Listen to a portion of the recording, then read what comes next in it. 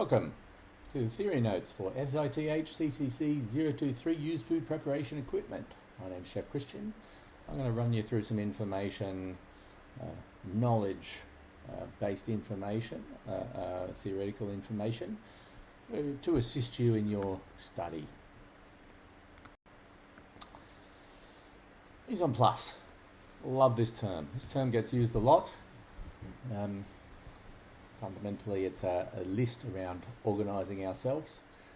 It's a generalised term that we use, and it's all about preparing ourselves for the cooking process. Okay.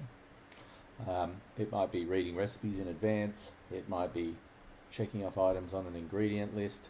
It might be organising ourselves to complete our mise en place. It might be preparing the workstation. It might be getting our equipment ready to go.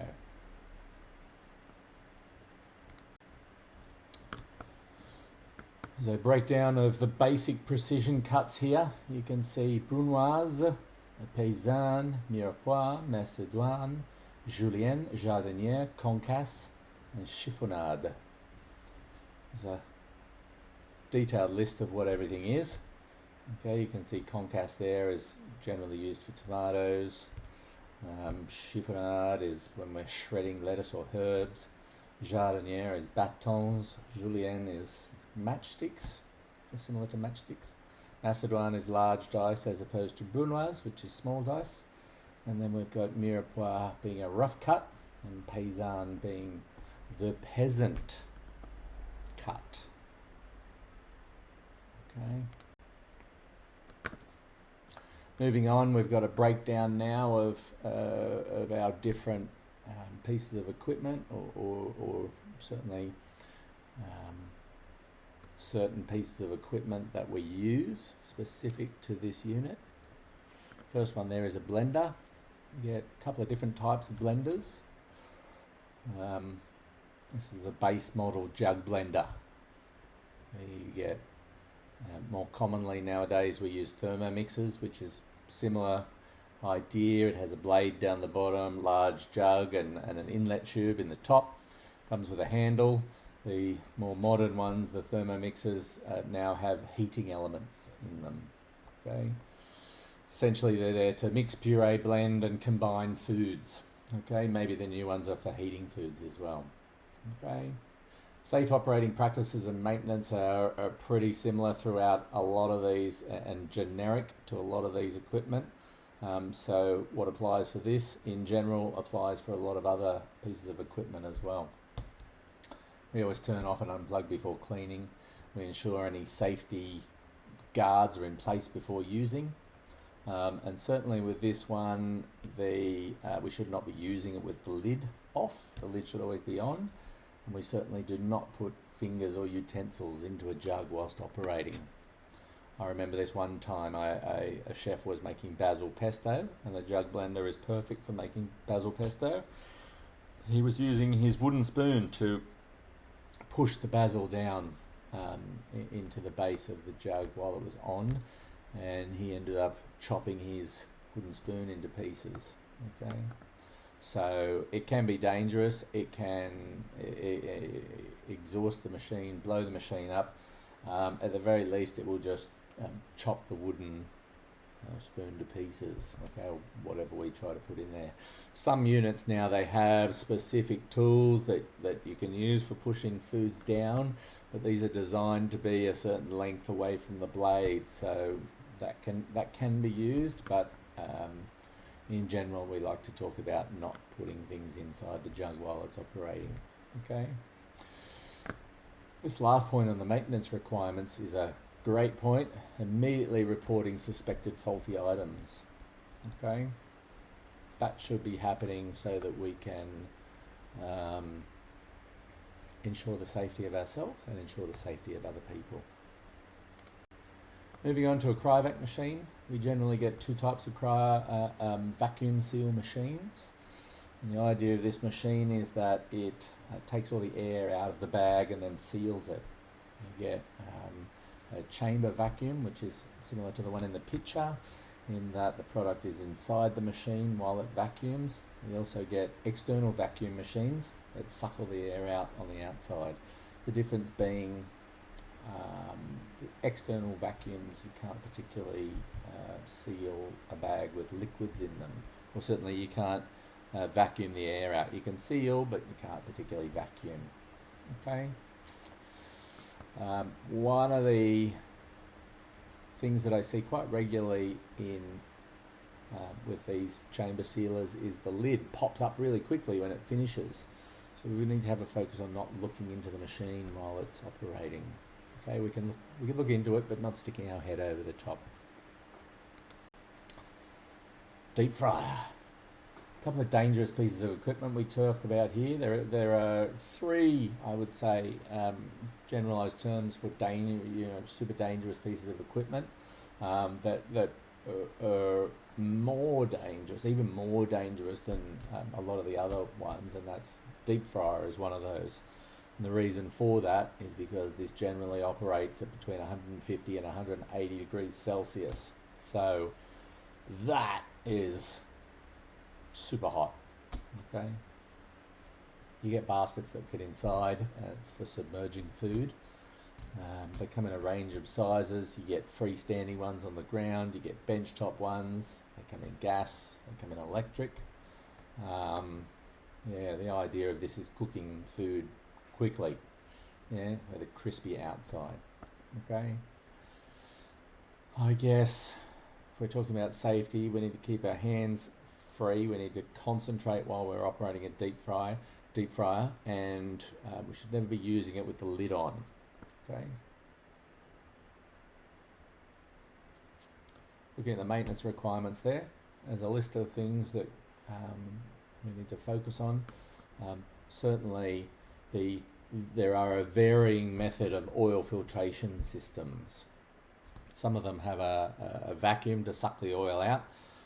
All of them have a little tap down the base of them to evacuate the oil. There are several different methods. Probably the vacuum system is the most safest method. A food processor, okay, similar to the jug blender, although this one has a bigger bowl. It has a bigger blade, and there is a multitude of attachments that can be used. In general, or in most kitchens, a commercial grade food processor is called a RoboCoupe. This is actually the brand. It is called a food processor. You get variable speeds, you get a pulse action. It's basically for chopping, shredding, slicing, or grinding, okay, or even combining. Food processor, I use it to make pasta dough. I use it to make pastry as well, as it is much better than a bowl mixer in that it chops the product up while it combines, which means it doesn't need and effectively it takes longer for gluten to be activated when you use a food processor. Okay. The blades have got this space, this cavity underneath them, which the purpose of the hole inside the blade is that's where the motor attaches and it spins the blade. That part should always have a focus on being cleaned. It regularly gets overlooked. Graters, it's a pretty brutal tool. Okay, this is basically bent, sharpened steel, and quite easy to shred the knuckles on your fingers if you're not careful. It's got a couple of different blades and a couple on different sides. It's for shredding and grating. This is sort of similar to a microplane, which a lot of people use now. Microplane is, only really has one size blade on it. You can get different size blade microplanes. This one's called a box grater, and is a kitchen product rather as opposed to a personalized product. Okay. What's up next? Microwave oven. Yeah. Microwave ovens, you get domestic versions, you get commercial versions. Okay, they're all programmable. There's only a couple of different things that a commercial oven would be used for in a commercial kitchen, and that would be melting butter, tempering chocolate or melting chocolate with an idea to temper, warming up mashed potato and warming up couscous. These are the only times that I generally use a microwave, other than heating up someone's coffee. Okay, for anyone that works in cafes, you probably know that a lot of the the elderly like their coffee scorching hot, so the microwave gets used regularly for this. A safety focus should be that metals should never be used in microwaves. The way a microwave works is it has this internal chamber that bounces around radiation lasers, and if it gets interrupted by metal, then it does tend to spark. Okay, so we need to avoid metal. Cool. Planetary mixer.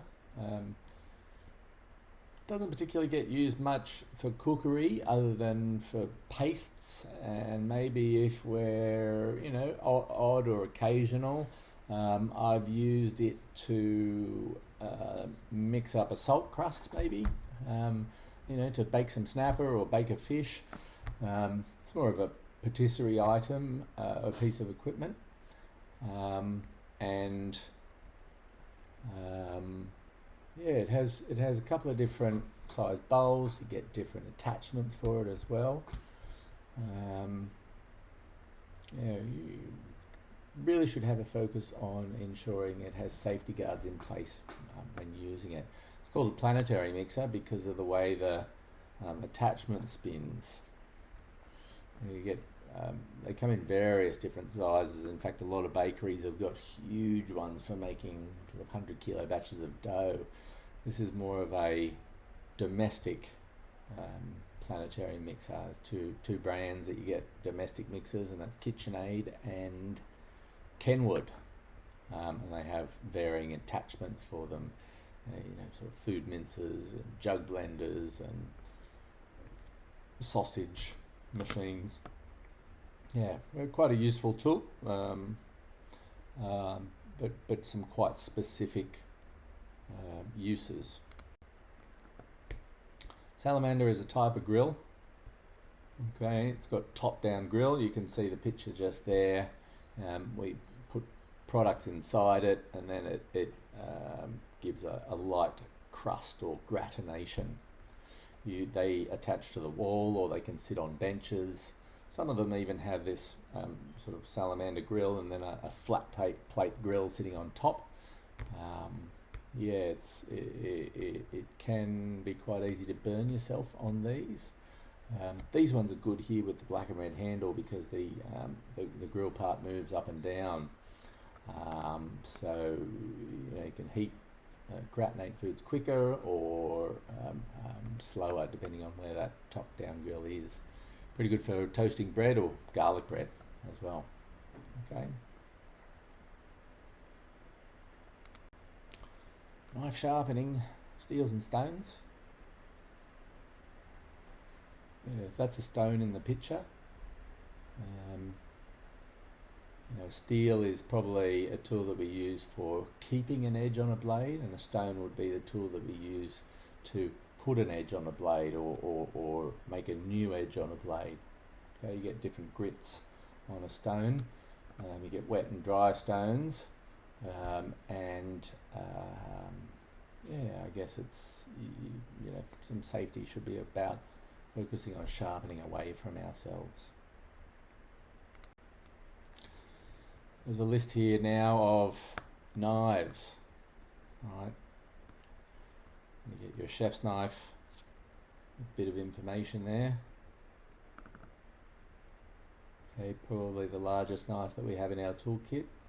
Chopping, dicing, cutting and slicing. The filleting knife, which is generally for filleting and preparing a fish. A bit shorter in length. It has a flexible blade. Palette knife. Palette knife is a knife without an edge, or without a sharp edge.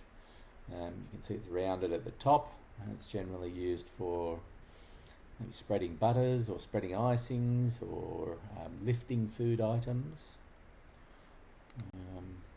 Utility knife.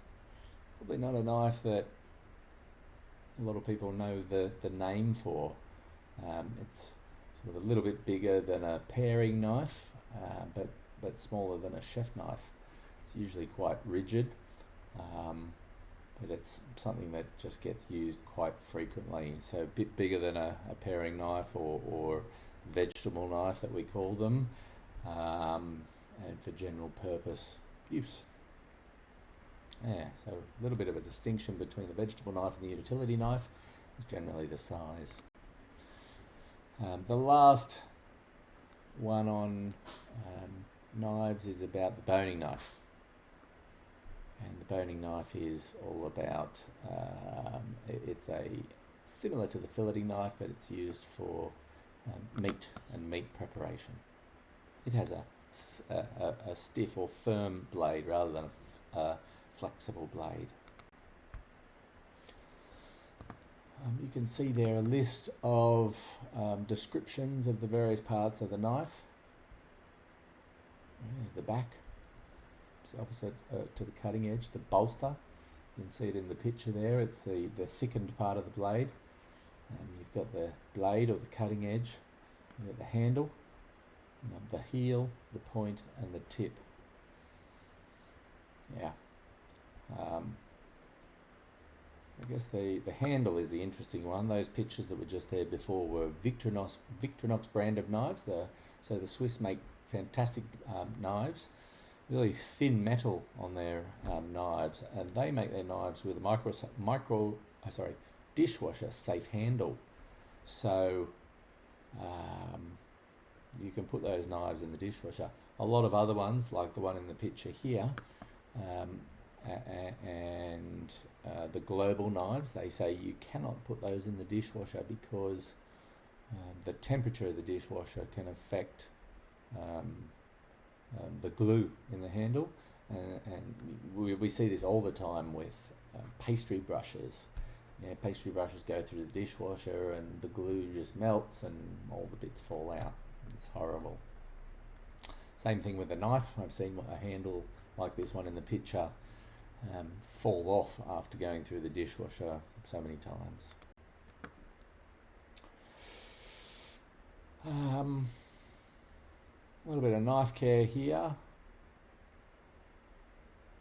right. So a little bit of maintenance and practice, or safety practices for caring for our knives. They should always be in a knife wrap or a knife rack or a dedicated holder. Quite often I see some students that wrap their knives up in a tea towel and take it home with them. This is currently illegal in New South Wales. Okay, they should be in a locked knife roll. Always use them on a chopping board. Always hand wash them with warm soapy water. Dry them with a cloth. Keep them clean, and sharpen them regularly. More people cut themselves with blunt knives than they do with sharp knives. This slide here is all about WHS and knife safety, right? So I've certainly cut myself quite a few times, and I've seen someone cut themselves very seriously with a knife for using it for the wrong purpose. They were cutting through a large metal can with a bread knife. Someone distracted them and they ran their hands straight down the blade. Gosh, and it was terrible. Okay, so it should always be used knives should always be used appropriately, and certainly we should have an awareness of others around us when using knives to safeguard against injuries. Okay, so a few things that you can read there that are very important around safety. You should be able to go off now and complete knowledge test 1.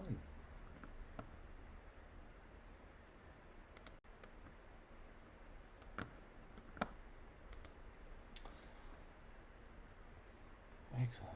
Welcome back. We're here for knowledge test 2. And a couple more slides now on equipment. And we've got a mandolin slicer. Yeah, quite often we see people cut themselves on these. The blades are quite thin and quite sharp. You get a couple of different attachments where you can vary the thickness and vary the product that comes out. You can see in the picture there different products. Yeah, used for cutting fruits and vegetables into different shapes.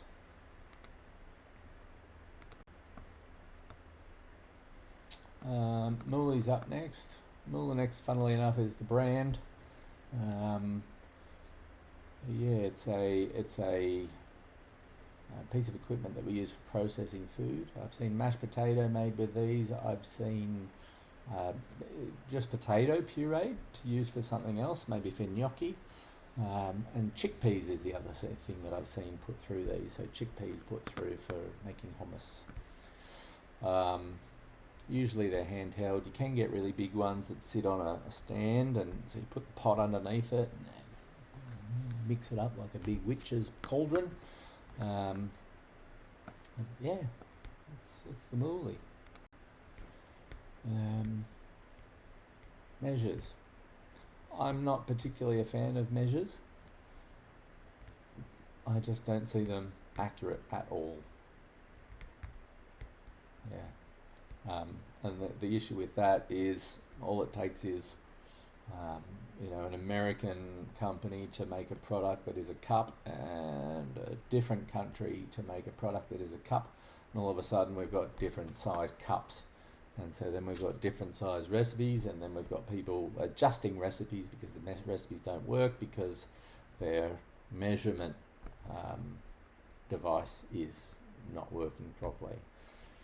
So we come to a slide on scales in a minute. Scales is the most appropriate method for measuring, or the best method for measuring.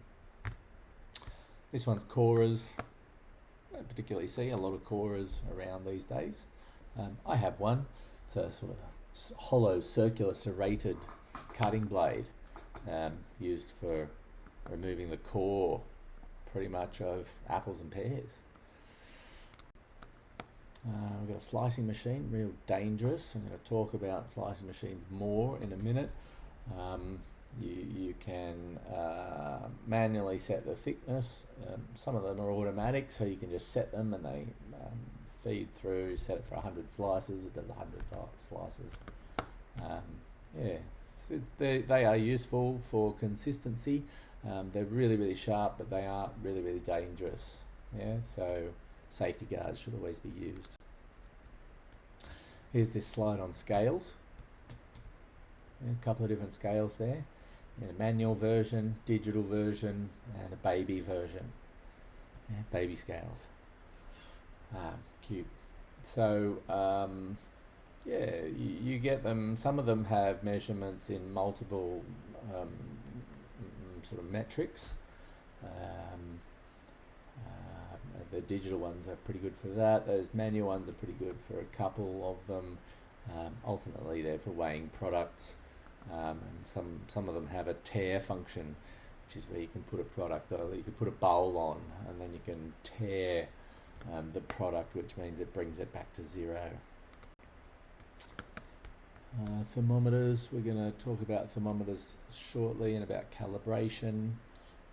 You get a couple of different types, probe types or infrared types. That's an analog version up on the side there. Realistically, the analog versions get used for measuring the temperature of milk while we're making coffees. They don't particularly get used anymore. This one down here in the bottom section with that's into the chicken looks more like an oven thermometer. and they are beneficial. You can leave them in ovens and monitor the temperature of your oven for consistency. 2 more slides now on equipment. This one's on water baths. Yeah, sort of 2 different types of water baths. One is has 2 settings. It's on and off, and this one just keeps water warm, so you can keep products in it and keep them warm, like sauces. A lot of people use them for sauces. The one in the picture there is a circulator, water bath circulator, and it's for more precision temperatures, right? So you can set that to whatever temperature you want, and it'll keep the water at a certain temperature, and it moves it around as well. You can get them in varying sizes depending on the size of the dish that you are, or container that you're going to have your circulator in. Last little slide on equipment here is on whisks. A couple of different whisks in the picture. That's a sourdough mixer to start with, balloon whisk. That's a fancy one that I've never really seen before.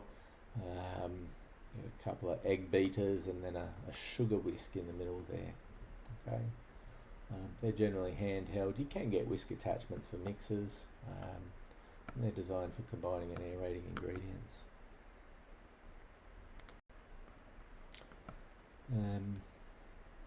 So basic maintenance requirements for handheld equipment.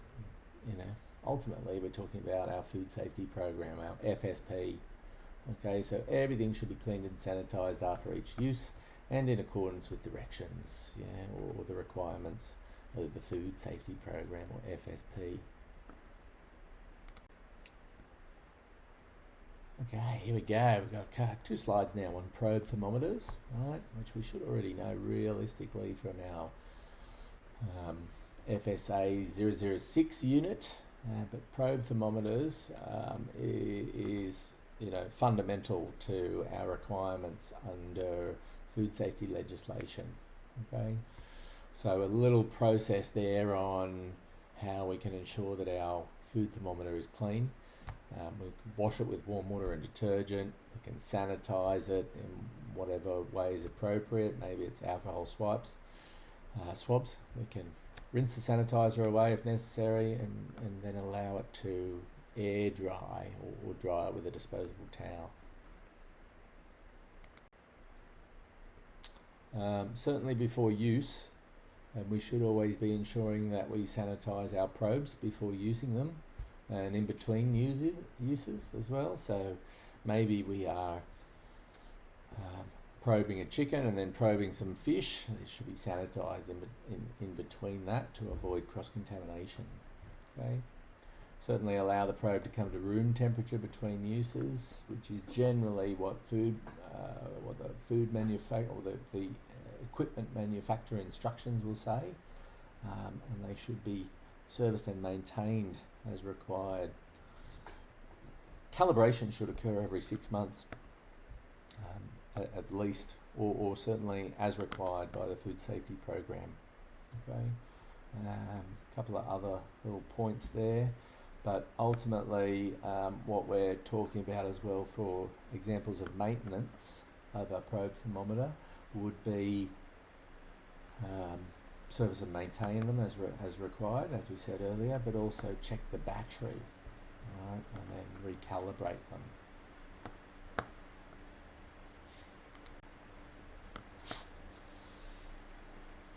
Cool, so as part of our food safety program, there's a couple of examples of recommended food safety practices for handling foods. And there's a list there that you can read through. When we're talking about purchasing, we should only be purchasing from approved and registered suppliers. We should be returning foods when they are a problem. FIFO, which is the picture there, first in, first out, is all about stock rotation. We should have proper storage temperatures for our items. Danger zone, right? We should be being aware of our danger zone principles and ensuring that we minimise high-risk food being in that danger zone. Personal hygiene is important, as is washing hands. That's part of personal hygiene, and we can also be and ensure that we are cooking high-risk foods properly and controlling and eliminating pests. These are all details that should be included in a food safety program.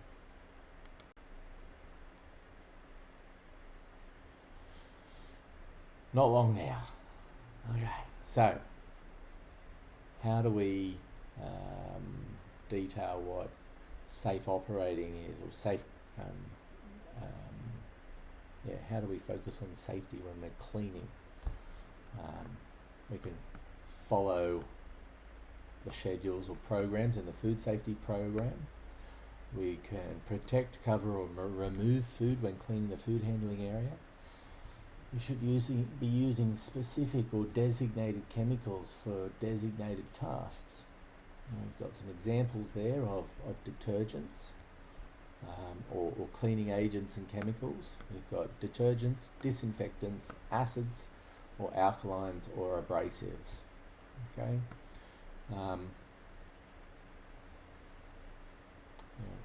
We talk about MSDS down below, but some chemicals need specific dilution strengths. Sanitizer was always like this. We used to get sanitizer in 5 litre buckets, but it was then you needed to put 10 mils into a squirty bottle and then fill up the 1 litre bottle with water. So it was a 1 to 10 ratio. So all this information should be in your MSDS or material safety data sheets. And there should be food safety program should outline what the cleaning methods are.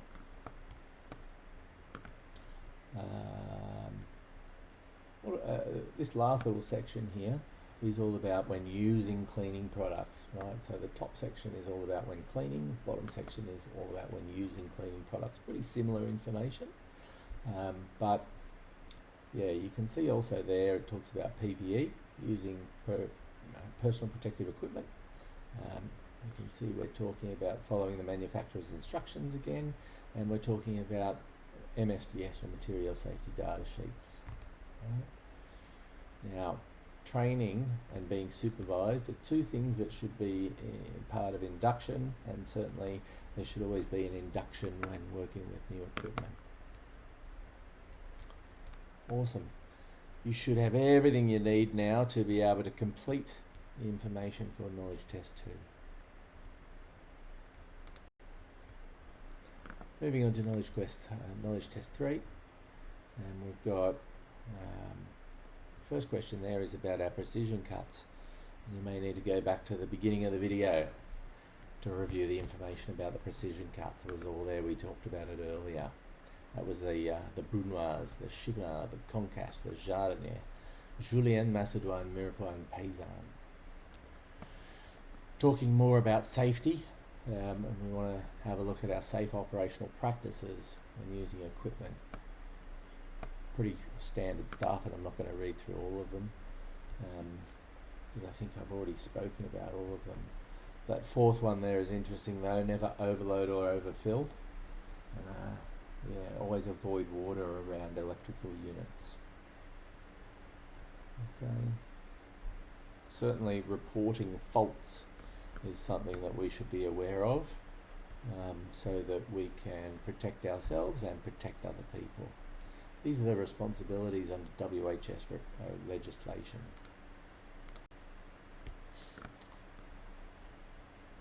Okay, I did promise a little bit of information about slicing machines.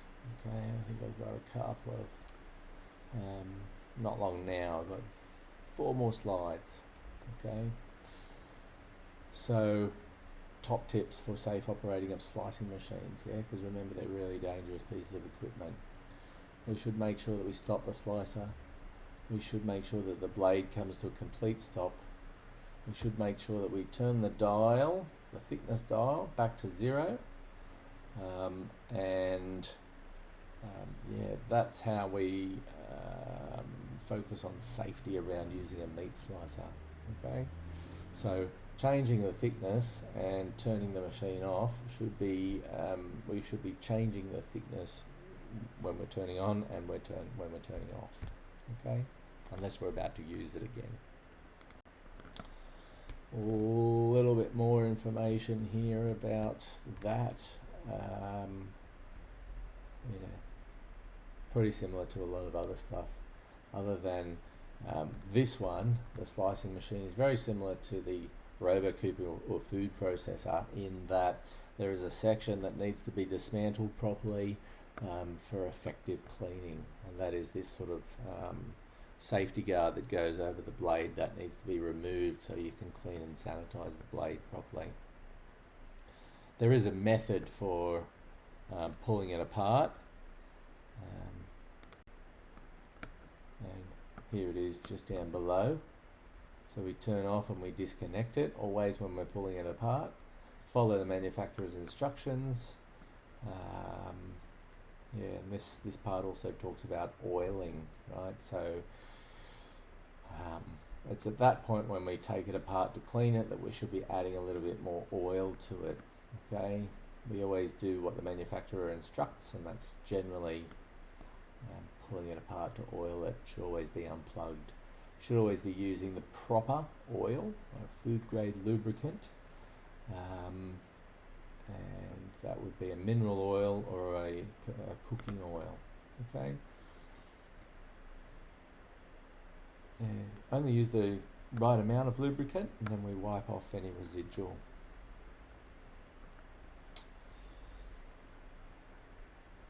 Cool. That's it.